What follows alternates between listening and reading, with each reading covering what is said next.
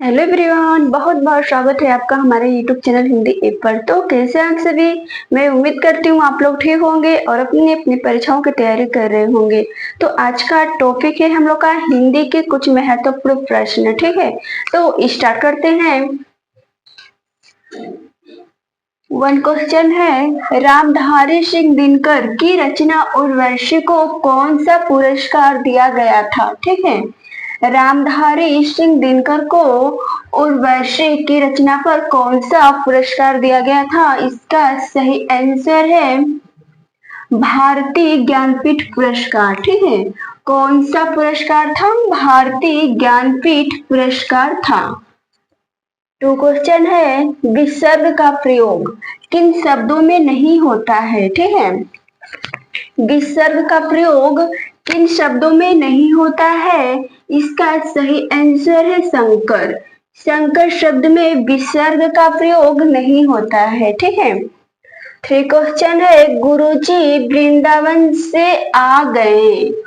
ठीक है, गुरुजी वृंदावन से आ गए वाक्य में कौन सा कारक है। जहां पर भी से, ठीक है, जहां पर भी से दिखे उसे कौन सा कारक कहते हैं। करण कारक कहते हैं। ठीक है, सही आंसर क्या होगा, करण कारक होगा। फोर क्वेश्चन है, तरड़ी तरड़ी तरड़ी। ठीक है, शब्द युग का सही अर्थ क्या है।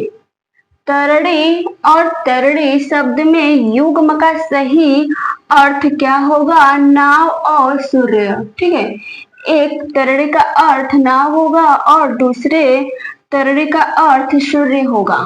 ठीक है, फाइव क्वेश्चन है, वह कौन सा व्यक्ति है जिसने महात्मा गांधी जी का नाम न सुना हो। ठीक है, वाक्य है, वह कौन सा व्यक्ति है जिसने महात्मा गांधी जी का नाम न सुना हो। ठीक है, वह कौन सा वाक्य है जहां पर भी दो, ठीक है, जहां पर भी दो वाक्य को आपस में मिलाया जाता है उसे कौन सा वाक्य कहते हैं, मिश्र वाक्य कहते हैं। ठीक है, इसका सही आंसर क्या होगा, मिश्र वाक्य होगा। सिक्स क्वेश्चन है, जो संविधान के प्रतिकूल हो। ठीक है, जो संविधान के प्रतिकूल होता है उसे क्या कहते हैं, असंवैधानिक कहते हैं। ठीक है, क्या कहते हैं, असंवैधानिक कहते हैं। सेवन क्वेश्चन है, सभा की सत्यता। ठीक है, सभा की सत्यता और अंधेर नगरी किस की रचना है। सभा की सत्यता और अंधेर नगरी, ठीक है, किसकी रचना है। इसका सही आंसर है भारतेंदु हरिश्चंद्र की। किसकी है, भारतेंदु हरिश्चंद्र जी की है। एट क्वेश्चन है, आदिकाल का अधिकतम, ठीक है, आदिकाल का अधिकतम साहित्य किस प्रांत से प्राप्त हुआ है।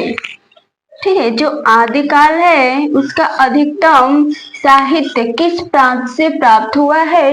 इसका सही आंसर है राजस्थान से। ठीक है, राजस्थान से प्राप्त हुआ है। नाइन क्वेश्चन है, ब्रज भाषा का स्वर्ण काल कहलाता है।